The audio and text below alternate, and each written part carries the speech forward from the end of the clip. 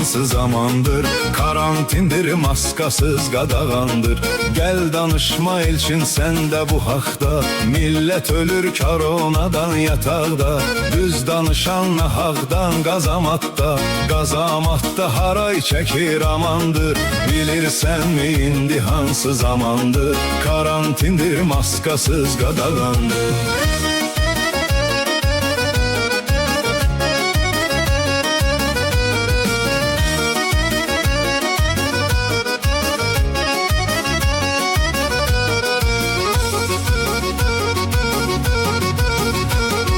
Çərxi fələk çarxını fırladandır. Çərxi fələk çarxını fırladandır.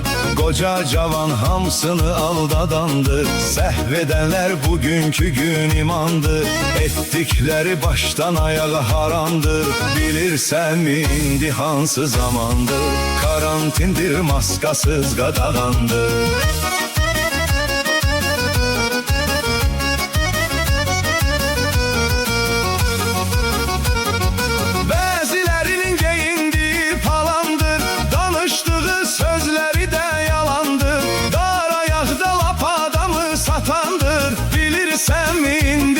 Zamandır, karantindir, maskasız qadağandır.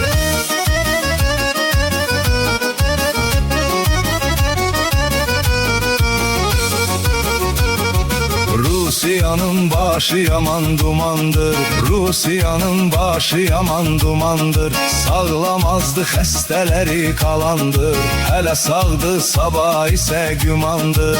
Bilirsən mi indi hansı zamandır? Karantindir, maskasız qadağandır.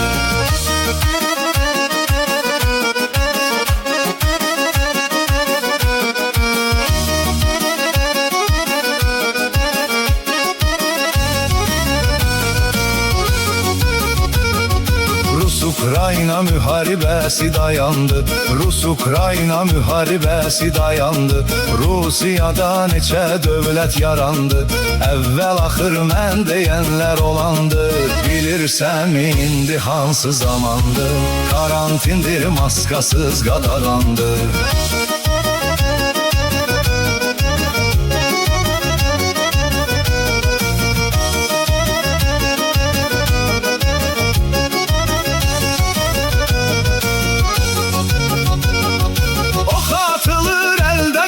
Çamandır, bu dünyada əməllərin qalandır.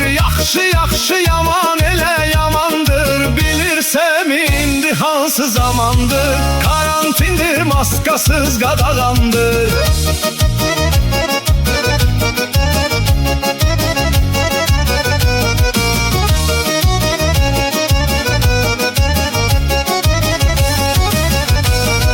Neçə vaxtdır ölkəmizdə talandı. Bezdi axır millətimiz oyandı. Gec olsa da qisasını yalandı. Bilirsəm indi hansı zamandır? Karantindir, maskasız qadağandır.